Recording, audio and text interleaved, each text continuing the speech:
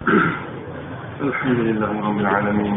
اللهم صل وسلم على محمد وعلى آل محمد. اللهم فقهنا في الدين وعلمنا التأويل واهدنا إلى سواء السبيل. اللهم وفقنا لما تحب وترضى، واجعل آخرتنا خيرا من الأولى. رضينا بالله ربا وبالإسلام دينا وبمحمد نبيا ورسولا برحمته.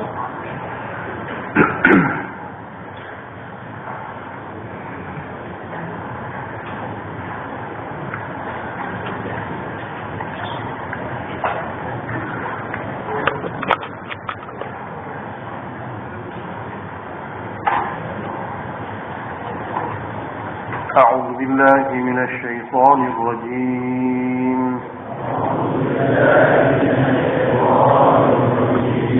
بسم الله الرحمن الرحيم.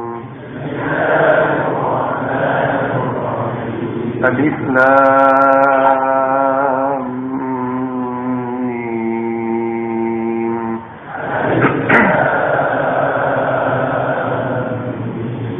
ذلك الكتاب لا ريب فيه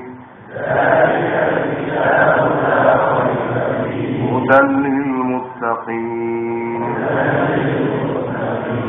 الذين يؤمنون بالغيب ويقيمون الصلاة ومما رزقناهم ينفقون.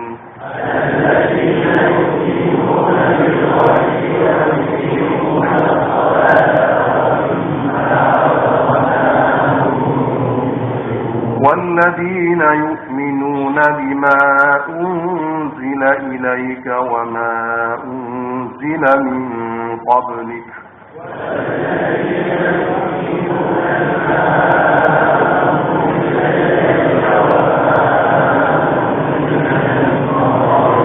وبالآخرة هم يوقنون. أولئك على هدى من ربهم وأولئك هم المفلحون.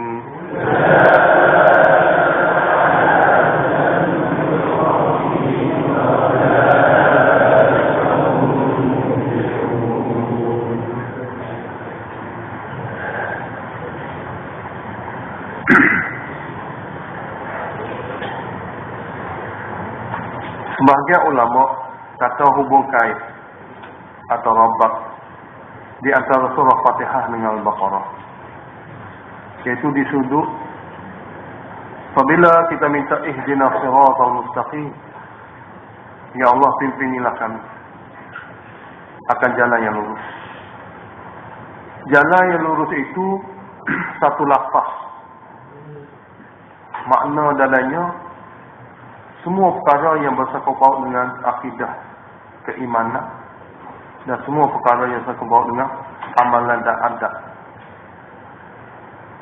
Siratal mustaqim iaitu jalan yang lurus dari segi rohani, keagamaan. Apa dia jalan lurus itu? Zalikal kitab. Itulah dia kitab Al-Quran 30 juzuk memberi penjelasan secara sempurna siratal mustaqim. Sebab kita minta ihdinas sirat. Sirat ni jalan. Bukan sekadar jalan. Jalan ni satu lafaz yang ada dalamnya segala penjelasan mengenai pegangan hati dan amalan daripada anggota. Itu mana jalan. Macam mana hati kita kena percaya, hati kita kena berpegang. Biar kita pun tidak nampak, orang lain lebih-lebih lagi. Bagaimana amalan-amalan kita di antara kita dengan Allah yang dipanggil ibadah. Amalan kita di antara kita dengan hamba Allah yang lain dipanggil adab. Menepati kehendak Allah. Ini siratal mustaqim.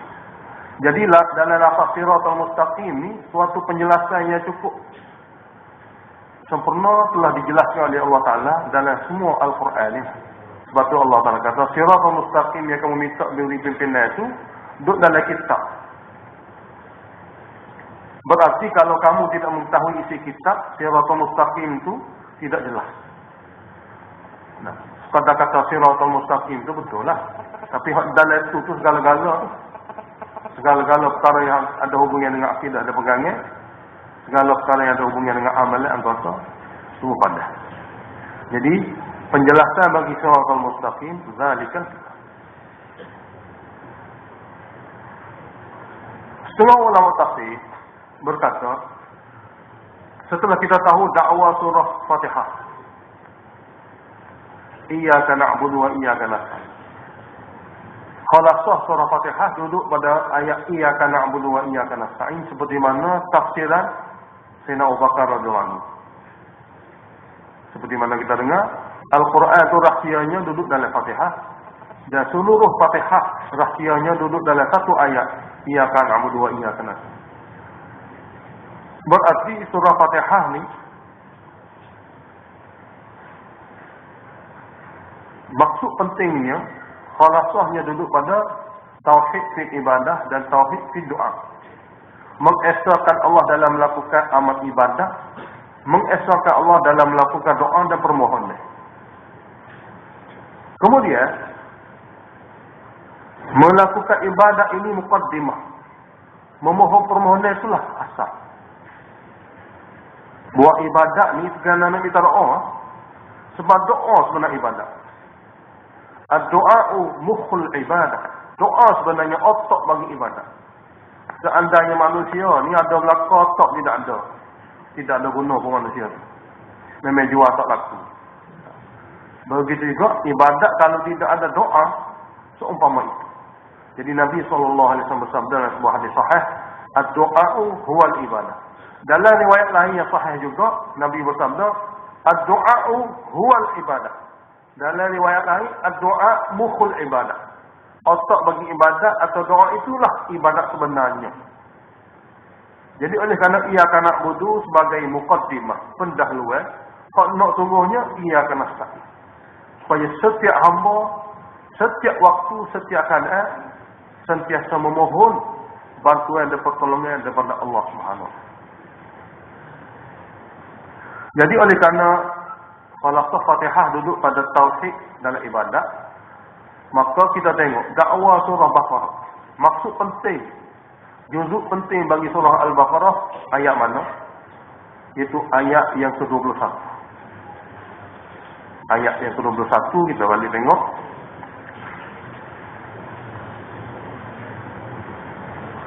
Ya ayuhan nasu u'budu rabbakumul ladzi khalaqakum walladzina min qablikum la'allakum tattaqun. Jadi maksud paling penting surah Baqarah yang panjang 200 lebih ayat ni duduk pada ayat 21. Inilah perkara yang paling penting yang Allah Ta'ala nak beritahu kepada setiap pembaca surah Baqarah. Iaitu wahai manusia semua, kamu hendaklah sembah akan Tuhan kamu. Itu tuntutan. Sembah akan Tuhan kamu sini bukan makna sembah biasa, bahkan sembah atas maksud tauhid. Sembah atas maksud tauhid. Sebab itulah dalam tafsir jalan lain, dia terjemah ubudu dengan makna wahidu.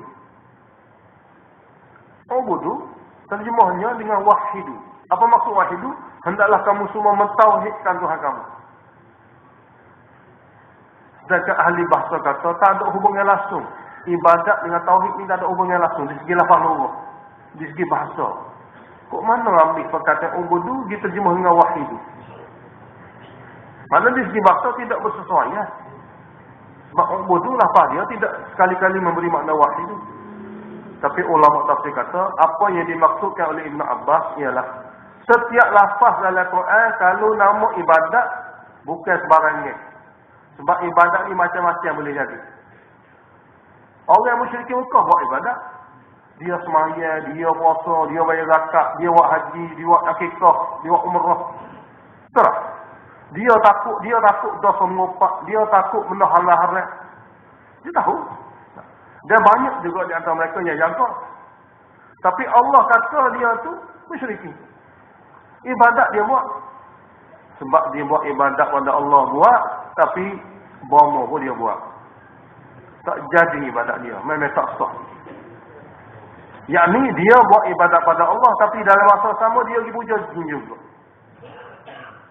Seperti mana Allah sebut dalam ayat lain, wa kanu ya'buduna al-jin adalah mereka semasa dunia dulu. Bukan puja Allah saja. Saya semaya. Saya jumpa tu bama pergi puja jin. Dia kafir sebenarnya. Dia bukan Islam. Mati dengan keadaan akidah seperti itu. Jadi musyrikin Mekah ini, dia bukan tahu ibadat. Cuma malah buat ibadat tu lah. Hak rajin lah. Hak malah. Tapi selama mana akidah dia 100% tidak sempurna, bagi Allah Ta'ala orang ini tidak muslim. Walaupun sebahagian ibadat dia telah buat. Oleh kerana itu, budu sini kata Ibn Abbas ialah bermakna tauhid dalam ibadat. Dia musyrik Mekah tak uti. Dia duk kira dia buat ibadat pada Allah. Lepas tu pergi capur benda lain, dia sudah tak ada masalah. Sebenarnya itulah masalah besar yang Allah ingin memperbetulkan. Lalu kata Ibn Abbas radhiyallahu anhu dalam tafsir, riwayat berbeza-beza, kullu ibadatin fil Quran bermakna tauhid fil ibadah. Setiap lafaz ibadat jika duduk dalam Quran bermakna mentauhidkan Allah dalam ibadat, bukan semata-mata ibadat. Oleh kerana itulah Jalalain kata, ayat ni bermakna wahidu rabbakum. Yakni kamu semua hendaklah mentauhidkan Allah di sudut ibadat pada zahir. Bukan semata-mata ibadat biasa, ibadat campur. Seperti masyarakat kita yang ada akidah syirik ni, yang dia tidak sedar kerana dia jahil, dia tak mengaji. Ada kalau dia sembahyang, tahajud pun dia sembahyang, tapi masa tu juga dia biasa pergi jumpa tu mama, dia suruh selain pada Allah Taala. Tu pun musyrik Mekah. Nah. Jadi oleh kerana tu kata Ibn Abbas, wahidu sini. Maknanya ibadat dalam arti kata mentauhidkan Allah dalam ibadat. Tak boleh campur. Apabila sembah Allah Taala, tak boleh sekali-kali suruh selain pada Allah Taala. Baik dia roh nabi atau wali, jin atau malaikat. Seperti mana Allah telah jelaskan dalam Quran dia. Kalau ada manusia yang campur lagu ni, dia bukan mentauhidkan dalam ibadat, dia telah mensyirikkan Allah dalam ibadat. Bukan dia tahu ibadat, dia bukan malah buat ibadat, dia campur aduk ibadat dengan amalan syirik. Bermakna dia sia-sia. Dia tetap dikira kufur dan kafir di sisi Allah Subhanahu wa taala. Oleh kerana itu, u'budu sini bermakna wahidu rabbakum fil ibadah. Jadi Jalalain biasa orang ngaji lah. Dan inilah istimewa Jalalain. Istimewa dia. Kalau bab akidah, Masya Allah. Sekecil-kecil kita tafsir di atas dunia ni yang paling laku, paling laris, Jalalain. Walaupun ada beberapa tempat dalam Jalalain ni, dia didapati adalah pendapat-pendapat marjuh, tapi di segi akidah, Masya Allah. Sangat hebat sekali. Nah, Ustaz kita sangat puji atas dasar di sudut akidah. Dia merupakan satu orang yang sangat bertanggungjawab dalam menjaga perkara-perkara akidah di segi lafaz-lafaz akidah.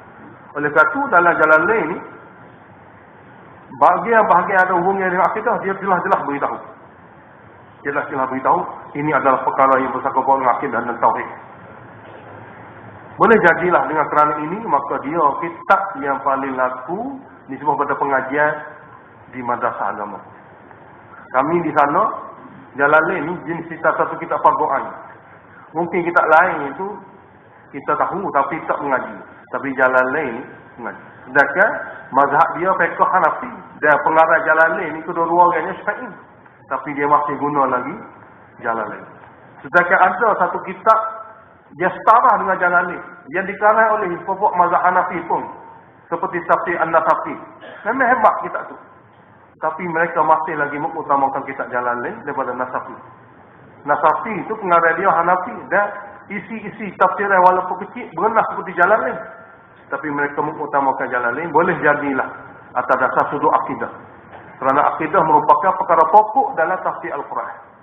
Kalau kita tafsir Al-Quran bersekutu dengan fiqh panjang lebar, kalau akidah kita tak boleh sempurnakan, kita tidak menyempurnakan hak bagi tafsir Al-Quran.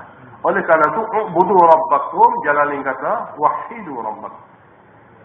Jadi wahai sekalian manusia, kalau kamu semua nak selamat, setelah kamu tahu sifat-sifat orang yang baik, setelah kamu tahu sifat-sifat orang yang jahat, pokok pakar semua sekali ialah kamu hendaklah pastikan dalam ibadat kamu dengan Allah, ibadat dengan penuh ketauhidan.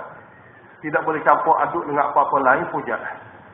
Jadi surah Baqarah sebanyak 280 lebih ayat ini, perkara pokok ialah dakwah bagi surah Baqarah ialah tauhid fil ibadah.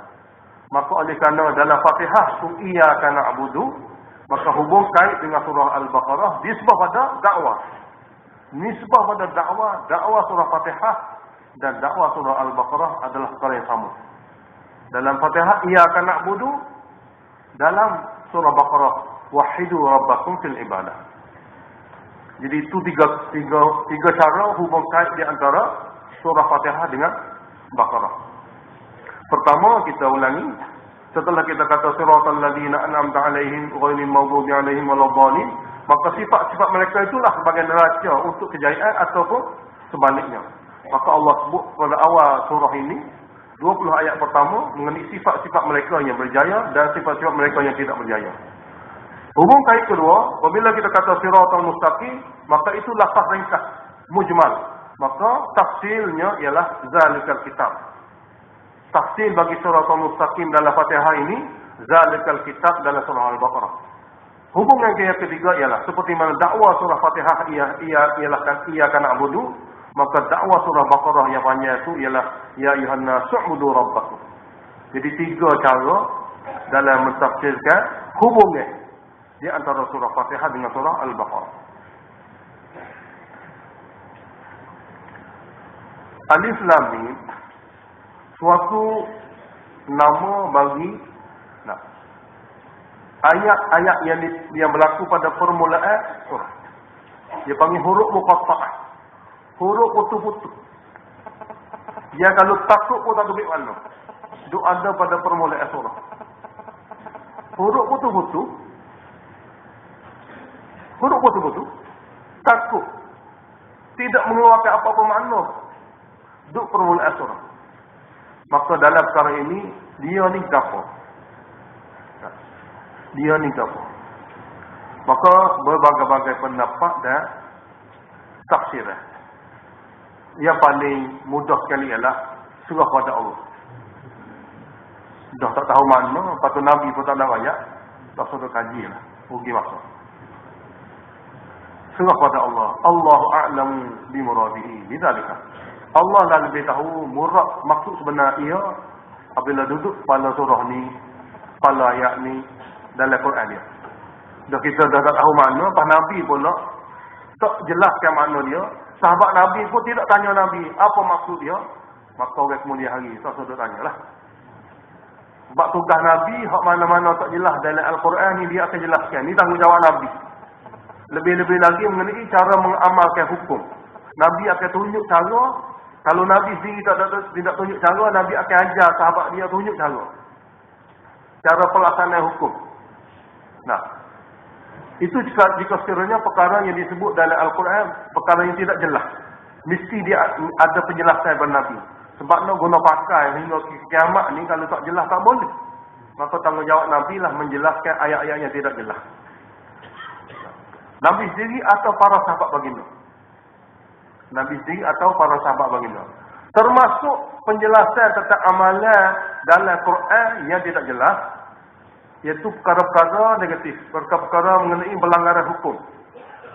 Dalam Quran ada jenis langgar hukum. Nabi tak akan langgar hukum. Nabi maksum.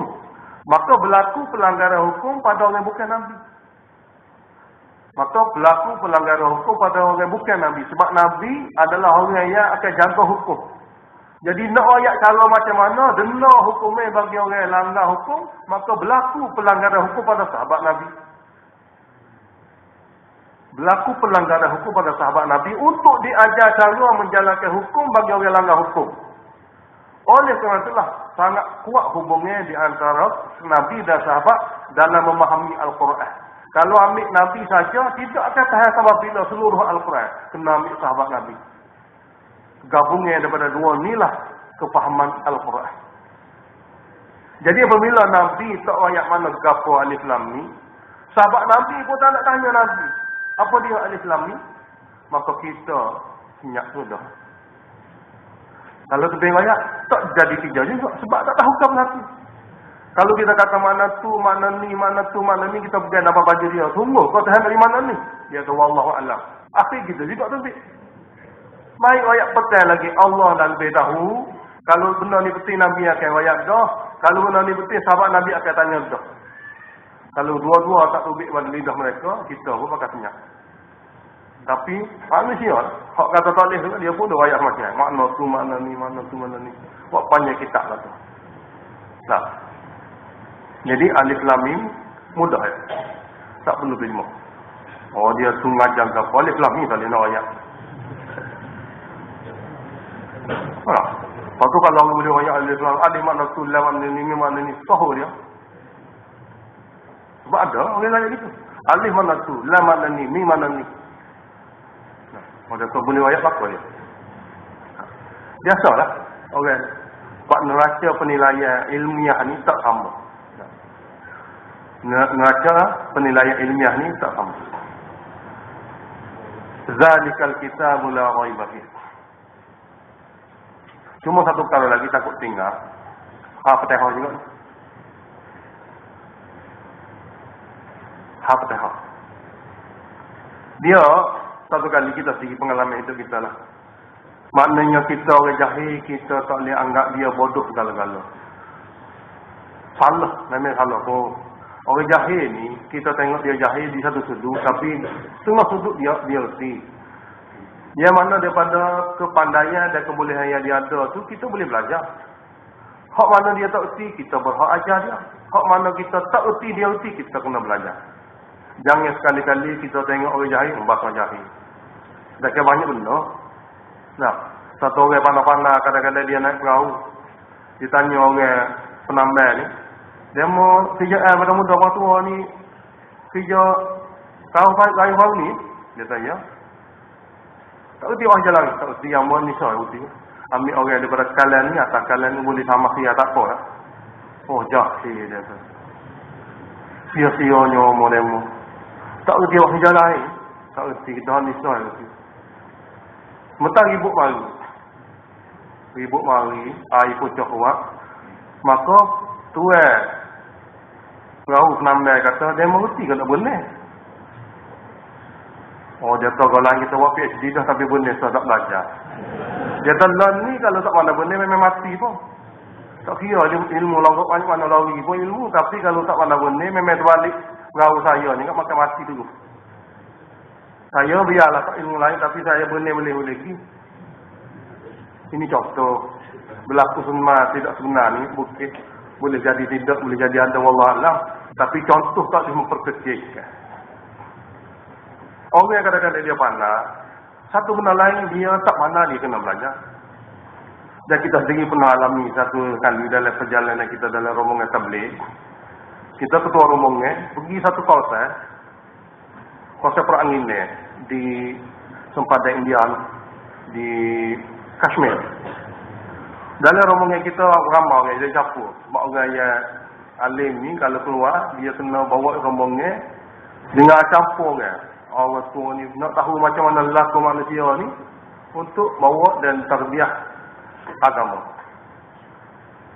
Jadi ada dalam tu orang Punjabi, ada dalam tu orang Pashto, ada macam-macam lah, Balochistan, Sindhi. Dia punya bangsa ni, dia dalam Pakistan dia ada 10 bangsa dengan 10 bahasa yang berlainan, dengan budaya yang berlainan.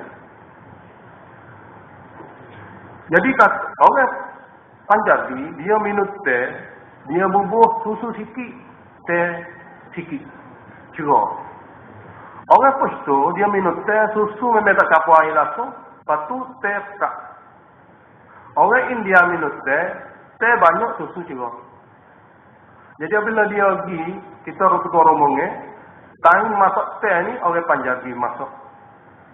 Dia pun tengok teh cerah. Dia tengok kita ketua rombongan, dia tengok. Ketua rombongan ni minat teh Punjabi ke teh Pashto. Kita pun tengok teh. Ni kita sendiri pun, peribadi kita pun minat teh orang Pashto lah. Susu pekat dengan teh pun tua masa tu. Jadi bila kita tengok teh dia ni, kita pun minum tak habis tahu kan. Dia pun kata, oh, dia geng kita makan teh ni. Jadi apabila kali kedua buat teh daripada orang Punjabi, nah, dia letak tangan di atas cawan. Dia tak tahu isyarat apa. Dia tunjuk kita atas cawan teh gini. Mana no, tak ada kelas. Kita pun anggap tak apalah, tak ada kelas, so kita minum lah. Sudah minum teh, dia ajak kita, kata orang anak, kita pergi minum teh kedap. Tolak teh ni. Saya tak boleh tidur kalau tak minum teh ayam. Dia tak apa. Kita pergi. Sebab Orang ni dia buta huruf. Dia hanya reti tembak orang ya. Dia dibawa masuk keluar ni atas dasar nak bertaubat. Dia penjenayah. Dia menyesal. Dia tak boleh balik kampung buat orang akan tembak dia. Masya Allah. Jadi kita pun masa tu lah dia nak belajar Quran, masa tu belajar macam-macam. Tapi kita ikut dia. Kita mari mana? Kita pergi menulis jauh sikit atas bukit. Kita pergi dengan dia. Dia pun order teh di kedai Kashmiri. Orang Kashmiri biasa dia minum teh bubur garam. Ini tak ada dalam tu. Bah musim sejuk. Musim sejuk. Dia pun beritahu kepada tu yang buat teh satu kendi kecil dipanggil canak. Dia tak minum cawan. Dalam canak tu untuk 4 cawan, untuk 5 cawan. Dia minum banyak teh. Dia tak buat teh untuk 4 cawan, satu canak, tapi teh sempurna dan juga susu pekat, jangan campur. Banyak mana wayar teh, tak perlu kira. Dia wayak ke pembuat teh. Kita tunggu, kita buang dengan dia. Masa itulah dia ajar ilmu kita. Dan kita sangat berterima kasih kepada dia. Guru kita yang kita mengaji tidak ajar gitu kita. Tapi dia ni, apabila teh apa, kenik-kenik tu, dia kata, Maulana sabar dulu nak tengok. Dia pun akak teh tu, tinggal lagi dia kata. Tak erti dia akak pergi semula, buat seperti mana saya suruh, harga jangan fikir. Saya tak minum teh ni, sebab tu saya mari sini, nak suruh awak buat panas. Duk mula, buangan dia. Tengok marilah teh, dia pun suruh mula, ni baru okey. Silakan minum. Masa tu dia kata, Maulana, saya ni memang jahil pun. Bukan saja jahil, jahat pun. Jahil dan jahat. Ni baru nak jadi baik. Jadi oleh kerana Maulana boleh ikut agak kita malu ini. Jadi kita suka boleh ikut. Kena raya mari. Saya suka hatilah mari dengan rombongan ni. Dia kata saya jahil. Cuma saya tahu satu ilmu. Dia wayak kita tu supaya kita jahil. Ni kehebatan dia. Dia ajar kita Maulana dengan mana? Ilmu saya beritahu Maulana ni boleh jadi mama pelik semua. Dia kata dalam Quran 30 juzuk, Fatihah Falaq Quran. Fatihah Falaq Quran. Nah, Falaq Quran lagu mana dia kata? Lagu 1 2 3. Lagu 1 2 3. Okey, lagi tak apa. 2 3 ke mana? Gini. Dia kata kalau kita bilang mana-mana jumlah dalam bilangan huruf-huruf ni jadi puluh ke, ratus ke, ribu ke, juta ke, duk mainnya 10 ekor huruf tu dia kata betul ke tak? 1, 2, 3, 4, 5, 6, 7, 8, 9, 0. Lepas tu duk belik dengan hak tu musim-musim juta-juta pun betul ke tak dia tanya kita? Tak betul. Gitulah Fatihah. Supaya 1, 2, 3, 4, 9, 0. Lepas tu semua sekali dalam Quran tu duk main hak tu. Ini satu tafsir yang dia dengar daripada guru. Dan memang betul. Jadi Fatihah ni merupakan suatu ayat yang Allah jadikan falaqah. Seperti 1, 2, 3, 4, 5 sampai 9 lepas tu kosong. Lepas tu mana-mana ayat lain dia tukar gitu. Jadi puluh ke jadi ratus ke jadi ribu ke jadi apa sekali daripada ini huruf-huruf tu saja. Kita fikir soal yang berterima kasih boleh jadi dia mendengar. Sebab di kawasan dia memang kita tahu daurah tafsir ada dan guru yang mengajar di kawasan dia memang dikenali. Boleh jadi dia biasa dengar. Jahil jahat dia pun dia biasa dengar tafsir dan dia boleh wayak gol. Jadi hak ni dia ingat, lain tak ingat. Jadi kita berterima kasih kepada dia. Kerana memberitahu kaedah ataupun suatu bandingan. Suatu bandingan kedudukan Fatihah berbanding dengan 30 juzuk Al-Quran di segi makna. Di segi makna yang penting dalam 30 juzuk ni semua duduk dalam istihadah. Diulang-ulang perkara yang sama. Di segi makna yang penting. Dengan begitu pun penjelasan terperinci ada dalam Quran semua sekali. Jadi apabila kita dengar suaranya dia, maka kita terfikir bahawasanya dia ni walaupun dia jahil lagi jahat, tapi Quran dia reti juga. Makna Quran. Boleh jadi dengan sebab ni lah Allah bagi pada dia peluang untuk bertobat. Dan dia kalau tengok pada masa tu, seolah dia memang guru agama pun. Seolah-olah dia macam guru agama. Memang orang yang bagus. Tak nampak sikit rambut dia ni orang yang jahat. Berkali dia telah bertaubat. Sebab pengalaman dia yang lepas-lepas tu, bila dia beritahu kepada kita, mana kita boleh agak dah. Ini biasa. Jadi kita beruntung juga. Ikut arah dia untuk supaya dia suka hati belajar. Jadi dia ajar kita ilmu. Ilmu sebagai satu perumpamaan dan perbandingan. Ini pun satu ilmu. Jadi zalikal kitabul la raiba fi. Itulah dia sebuah kitab yang tidak ada syak padanya. Zalika guna kata itu. Yang sepatutnya guna kata hadza. Ni kitab. Kau nak baca ni. Apa tak guna hadza? Guna za. Guna zalika. Jadi tempat hak sepatut hadza apabila guna zalika di segi balaghah menunjukkan ketinggian dan kehebatan. Kita dalam majlis syarahan dan pidato lah. Syarahan dan pidato masing-masing nak tanya bagi hebat dalam syarahan dan pidato. Biasalah pengurusi majlis setelah satu orang buat ucapan pidato, dia akan kata, itu dia tadi pembidato kita. Itu dia. Padahal yang ni depan dia aja. Nah. Sebab di situ bahasa, kalau tempat itu untuk hadza dikatakan zalika, memberi ketinggian bahasa. Itu dia pada tempat ini dia. Dan kadang-kadang perkataan hadza memberi makna tahqir, hina. Ini jawapan. Ini makna hina. Itu dia. Mana hebat.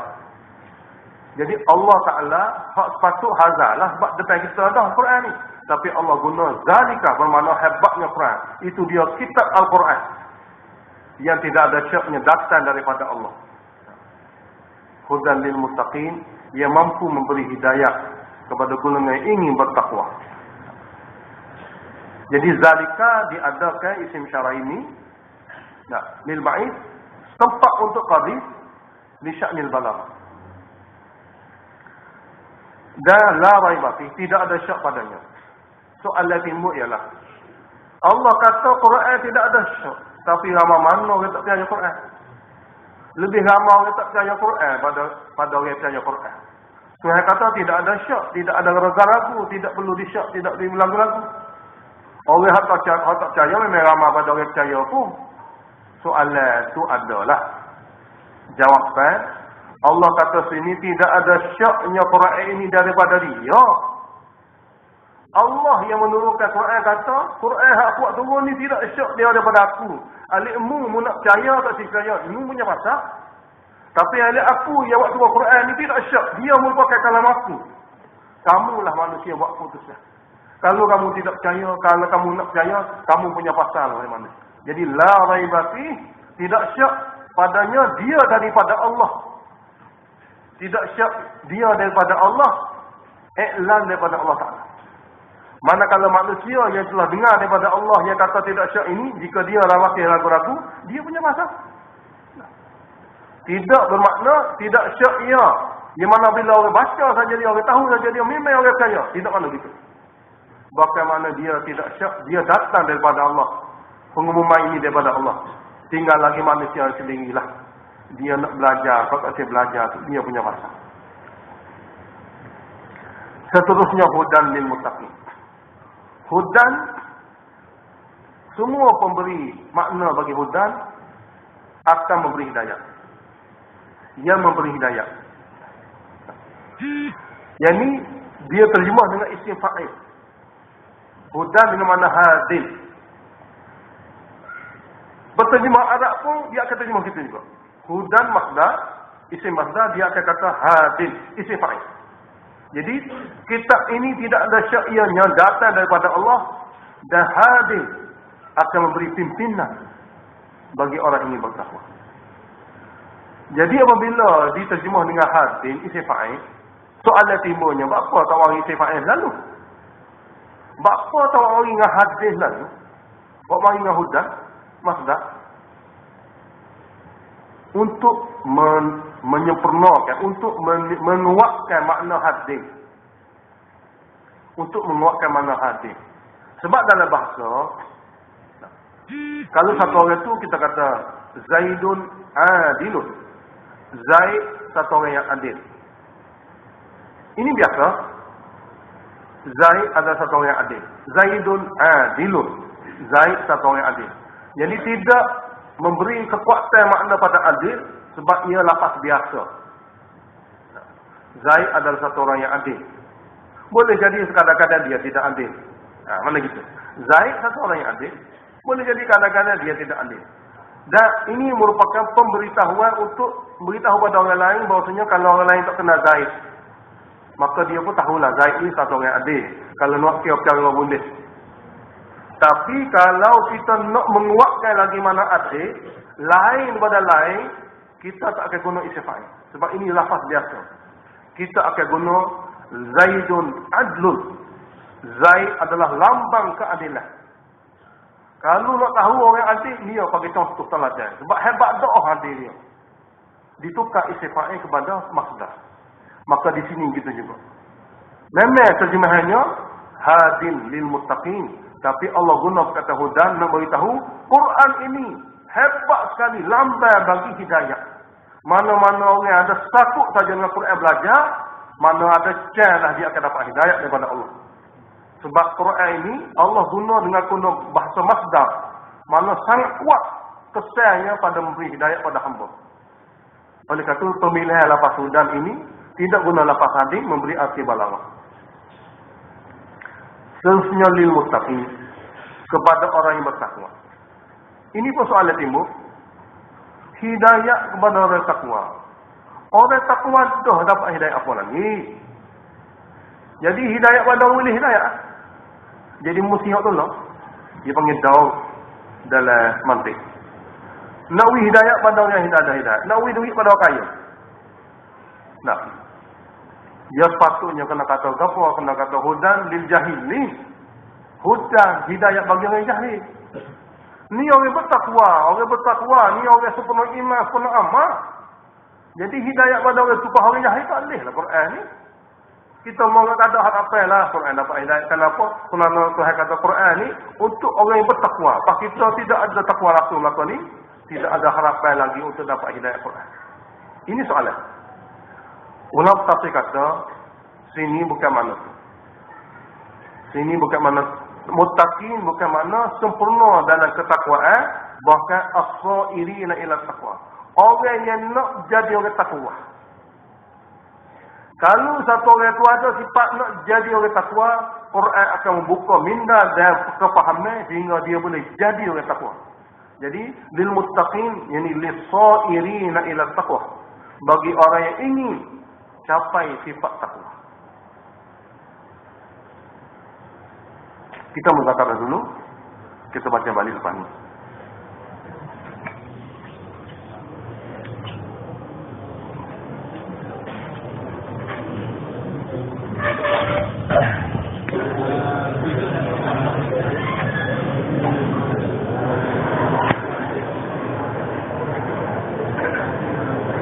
Ya, kalau kita ada regu untuk muzakarah tu lebih selesa lah. Sebab apabila habis ngaji, walaupun kita tidak muzakarah ataupun kita tidak minta buat muzakarah, tapi orang ada regu, dia lebih selesa sebab pada tu dia buat muzakarah.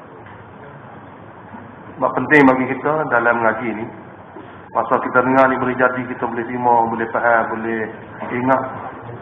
Tapi itulah manusia, daya ingatan, kekuatan dia tu akan jadi lemah juga lah.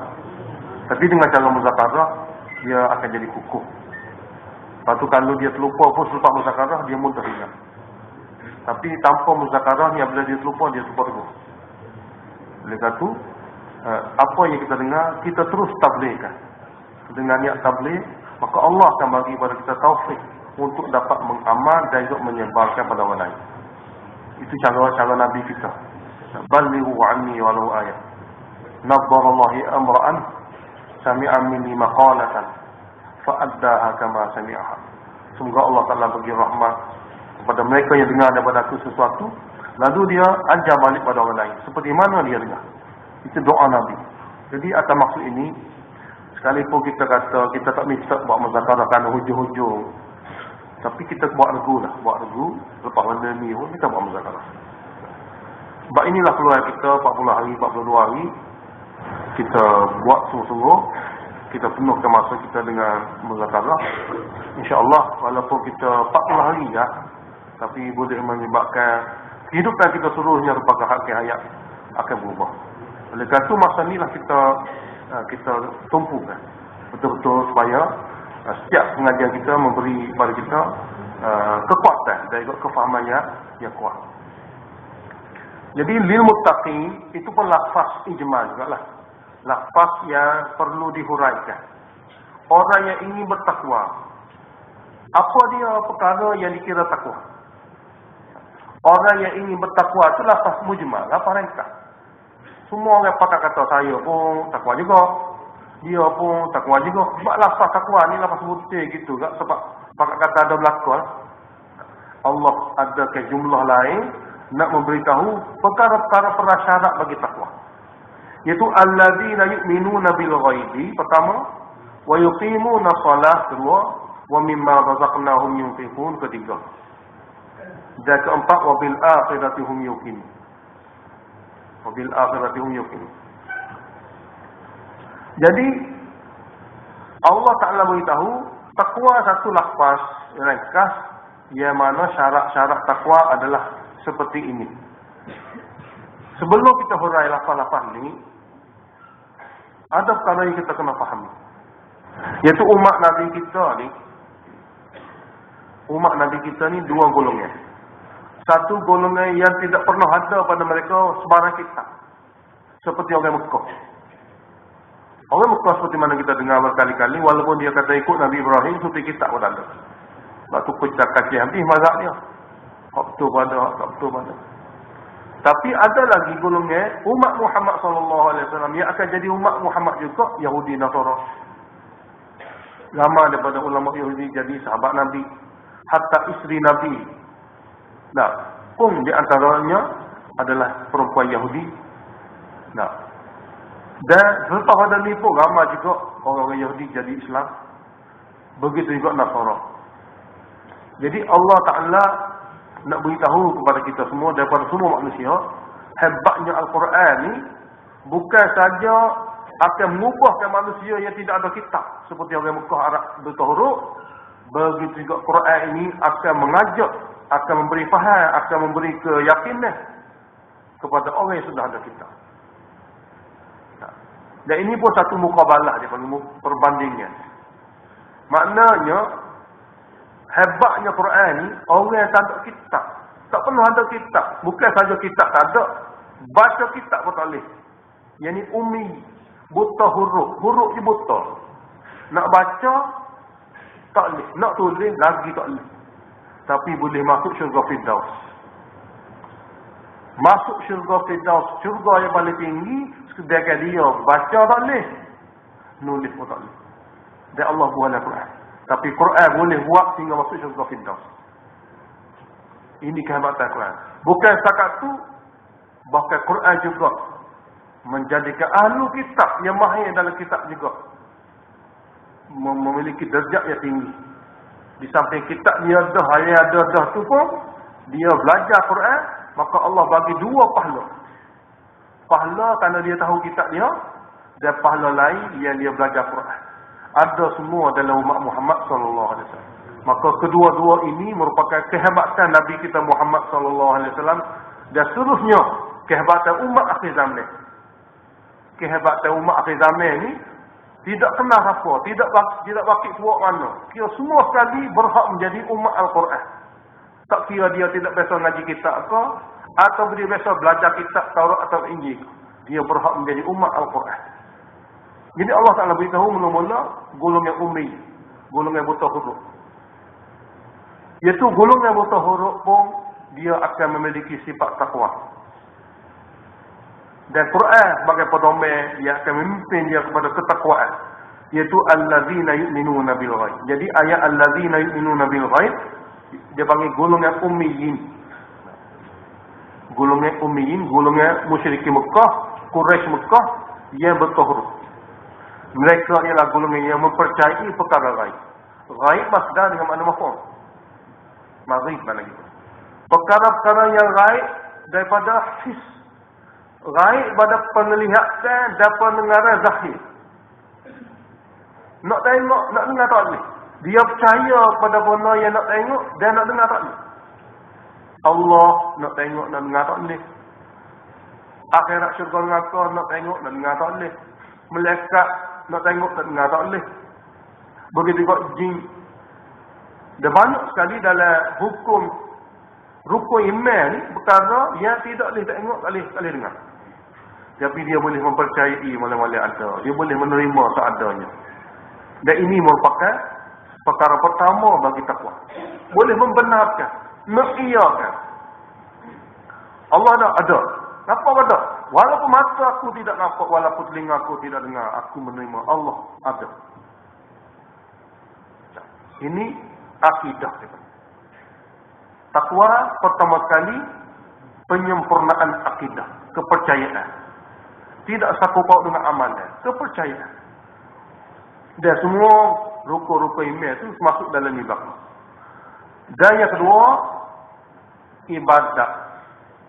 Hubungan hamba dengan Allah. Dan ketiga, adab. Hubungan hamba dengan hamba Allah yang lain. Ini merupakan ketiga-tiga ini gabungnya bagi takwa. Ditambah lagi, segala perkara ini akan dibalas di akhirat oleh Allah Subhanahu Wa Taala. Jadi, wa yuqimuna shalah, mereka juga golongan yang akan menyempurnakan solat, mengiqamahkan solat. Golongan yang membenarkan perkara-perkara yang baik, rukun iman, dan mereka yang mendirikan solat, yang ini menyempurnakan solat. Solat salah satunya amalan yang paling zahir, mengeratkan hubungan di antara hamba dengan Allah. Tidak ada selain pada solat, amalan lain yang setara dengan solat. Oleh karena itu disebut sah ni memadai semua. Kira-kira puasa ya juga. Haji zakat, mana haji umrah pun ya juga. Nah, zikir baca Quran pun ya juga. Tapi nak lawan solat tidak ada. Solat merupakan salah satunya amalan ibadat di antara hamba dengan Allah yang tertinggi. Mereka juga golongan yang ingin menyempurnakan solat. Dan bila sebut yuqimu sini, memberi arti menyempurnakan. Allah Ta'ala tidak ada dalam Quran suruh lakukan solat. Hanya ada dirikan solat. Sebab solat kalau sekadar lakukan, tidak dirikan, tidak menghasilkan apa-apa. Bahkan kadang-kadang Allah kena pun. Fawailul lil musallin. Celaka bagi orang sembahyang sebab ia tidak mendirikan sembahyang. Kadang-kadang jadi celaka. Dalam riwayat hadis Nabi kata, apabila satu orang sembahyang tapi tidak mendirikan sembahyang, kadang-kadang sembahyang itu umpama kain buruk, gemah atau muka dia semula. Ambil kelis. Nah, tak sihat ni. Jadi dalam Quran mana-mana ayat pun kita akan jumpa kalau buat sembahyang, dirikanlah solat. Maksud dirikan solat ialah menyempurnakan solat seperti mana Nabi SAW ajar dan seperti mana para sahabat hayati.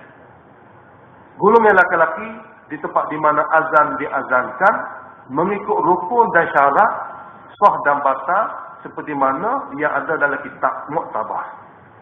Jadi ini dirikan solat. Jadi mereka yang ingin menyempurnakan solat, iaitu hubungan dia dengan Allah. Dan ketiga perkara takwa ialah wa mimma razaqnahum yunfiqun. Apa saja yang kami kurniakan kepada mereka, mereka sanggup menginfakkan kepada orang lain. Orang lain sini ialah hamba Allah yang lain. Dia panggil hukukul ibad. Kalau tadi hukukullah. Salah satu perkara besar daripada hukukullah solat. Dan salah satu perkara besar dalam hukukul ibad ialah infak harta. Hubungan manusia dengan manusia lain banyak jenis. Yang kita akan baca dalam Quran 30 juzuk ni. Berbagai-bagai jenis hubungan. Tapi hubungan yang paling penting ialah buat baik pada orang. Sekadar kita kenal dia, okey. Tapi yang menyebabkan boleh pahala daripada dia kalau kita buat baik pada dia. Jangan buat jahat mana itu. Sekurang-kurangnya jangan buat jahat. Tapi kalaulah hak di antara seorang dengan seorang lain, dia dengan sebab dia kita boleh pahala. Jadi tidak ada perkara yang lebih jelas, lebih zahir melalui nikmat yang ada pada kita beri ke dia. Bukan saja kita boleh pahala beri, bahkan mengeratkan hubungan. Dan setengah ulama kata bukanlah yang dimaksudkan benda hak kita itu benda material, mana benda seperti harta, bahkan ilmu pun termasuk dalam ni. Dalam tafsir Qurtubi, Imam Qurtubi kata sini pun boleh terjemah wa mimma razaqnahum, yani wa mimma 'allamnahum yu'allimun. Ilmu yang kami ajar pada mereka, mereka ajar kepada orang lain. Ini harta rohani. Dia tidak pernah rugi, dia tidak boleh dicuri. Dia nak jaga dia mudah sekali. Dan dia untung semata-mata, rugi tidak sekali-kali.